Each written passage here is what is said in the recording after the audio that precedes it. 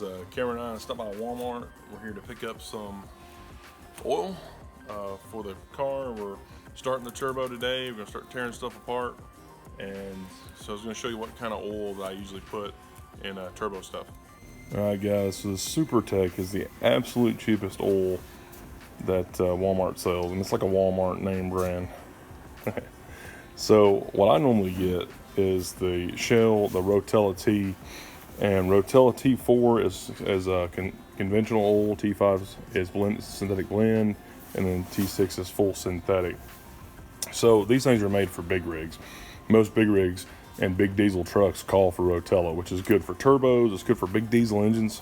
It's got a very high zinc content, which is good for older cars and vehicles and motors like that. So what I'm going to get is the 1540 Rotella T4, which is conventional oil, but it'll be really good switching over to turbo. It's a little bit thicker oil too, so I think that'll be good. And it's only $12.97. All right, guys, got Civic in here in the shop, about to start working on it again, and should be pretty good. I'm gonna start ripping stuff off so we can get this turbo started. All right, the most important thing is here, Dixie. She brought Greg. So first thing we gotta do, rip this header off and start mounting up the turbo, and then we can pull the oil pan off and see exactly where the bung has to go. So this one shouldn't be too bad because it's already been replaced one time, but that Acura was pretty rough, wasn't it? Yeah. Well, the thing about it is too, is what a lot of people don't realize is it's not always the bolts in the head, it's actually the bolts on the collector, because they hot cold all the time. Yeah. And your nuts tend to, as funny as it sounds, the nuts actually end up rusting and they'll shrink. Yeah. So it gets in between the sizes on sockets. Well, that happens as you get older. It does. It does. But luckily, since this one's been apart a few times, it's got new stuff on it. That shouldn't be a problem. And it's got spring bolts now. Yeah, so it does have spring bolts on the collector. So I'm going to start pulling that off probably. Alrighty. Alright, guys, Greg's under the car over there pulling that header off. I got the turbo here and manifold, about to start throwing this thing together. Alright, guys, I got this from DNA Motoring, and they actually sent in their little packet here an oil restrictor, which has a tiny hole in here, and that actually screws right down in here, and then you mount your plate up on top of that to have your oil feed come in. Alright, got studs in here, things ready to bolt up. Greg's fitting the oil line, get all that stuff set up, and then we can hopefully drop this thing down in the car and then start worrying about the oil pan. Hopefully this goes in better than the Acura did. All right, guys, so we went ahead and did banjo bolt and the fitting here. Here's our oil line, and we're gonna go this way. This will be closest to the motor, and then we'll run our oil line around to the back. So we're gonna go ahead and get this thing bolted up on here now. Should be good, pretty good. That looks, already looks pretty good. Something else I just thought about. Where's your AN line that's got to go on that? Right here. Is it gonna screw down? That's what I'm wondering.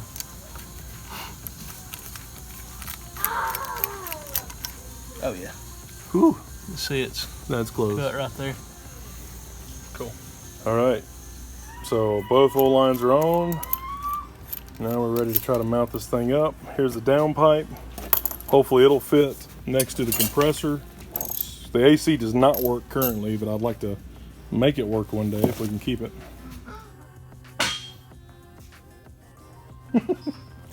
So we're trying to fit this thing on here, and we're trying to go from the bottom, and it will not fit past the slave cylinder for the clutch. So we're going to take the turbo back off, mount the manifold from the top, and then bring the turbo up to it and see if it'll fit. And we're hoping that this is going to fit in between the AC compressor and the turbo, hoping that doesn't have to be cut down. So we'll see. So if you use this manifold, it looks like this. There's another one that comes out a little bit different, but I thought this one would be better because it's a little bit tighter to the head. If you use this manifold, you cannot keep the AC, because we're gonna have to turn this turbo around just like we did the last one, which means my downpipe won't work again, and everything. It's got to be completely moved around. So flip just like we did the Acura. So, and the reason being is because if this goes in place, you can't even get it there because the compressor housing starts hitting the slave cylinder right here. So it will not fit, and this exhaust pipe does not fit. This downpipe here does not fit with the compressor anyways. So since we've got to flip it already, there's no way we could keep the AC because it's going to throw the turbo this way, and it just is what it is. All right, so the turbo is now mounted up, and again, we did have to flip this one around. I got our oil line ran back and up and ready to go down, be hooked up back there, and then we got to figure out the drain and then get the bung welded up for it. This is going all right. Now we're gonna have to figure out something different with our wastegate about how to pipe it. I don't know if we're gonna go through the hood again or try to go down with it. I'm not sure, but now we got to figure that out, which sucks. But this part is mounted up. All this stuff's tight. Got to tighten up the manifold, which may be kind of difficult now we got all this stuff in the way. But work on that next. All right, guys. So here's this oily oil pan, and then up in there is the filter. Above that is the pressure sender for the oil pressure. So my oil line should be up there somewhere. Get the oil filter down, drop this pan off, and see if we figure out where the bung needs to go, and we'll get that welded. All right, so went over to Tony's house, Caleb's dad's, and he actually had this fitting, which we then tapped a 1-inch tap into this NTP, and then just threaded this in. So that actually works really good. Just got to make sure it works with my AN fitting, but either way, I still have a 1-inch bung essentially now. Able to thread into it and put some pipe tape, so that should work pretty good.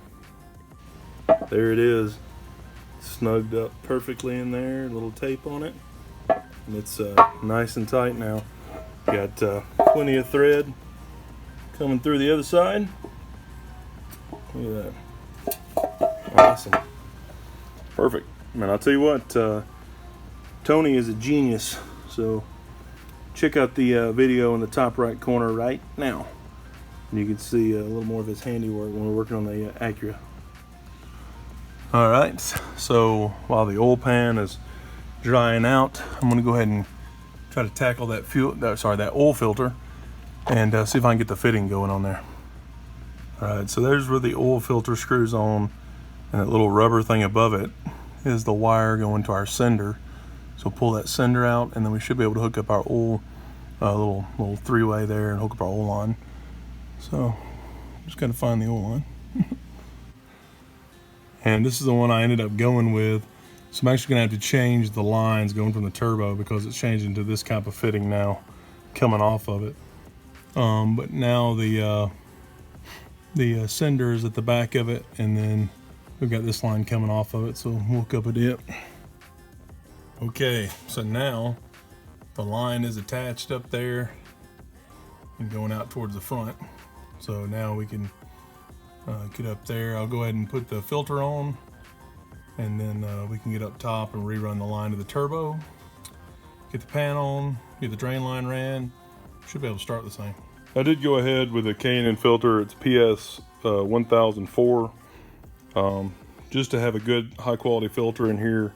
You can see it's got the anti-drain valve and all that stuff. So Hondas really don't hold that much oil in them because they're this way. But you can put a little bit of oil in here to begin with. You at least want to make sure that the O-ring is not still on the car, and make sure it came off with the old oil filter, and make sure you put a little bit of oil on here before you put this on. Okay, I got the new line going down there. It's coming up and around and going into the turbo.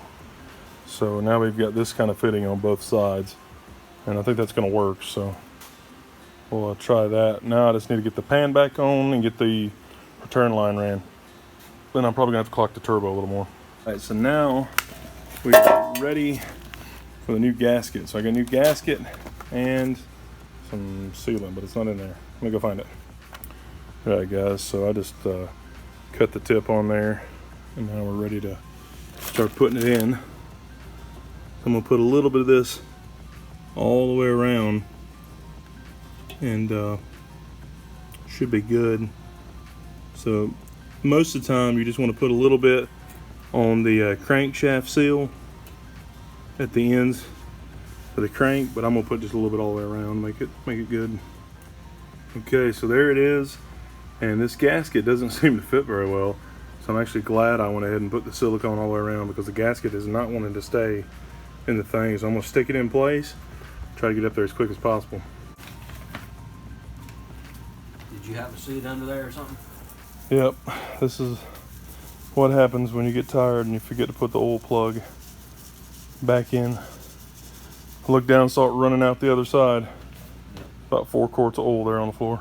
Yep. Yeah, there's pretty much, there's very little left in it. So we had to cut the downpipe since we're moving it. So right now it's just stuck on there just so we could crank it, and the oil return line is all hooked up. So it's ready to start, but we have no oil. All right, so here's the first start of the car. We got some oil in it, and now we're gonna fire it up and make sure everything runs, make sure the turbo's spinning, all that good stuff, and see how it does.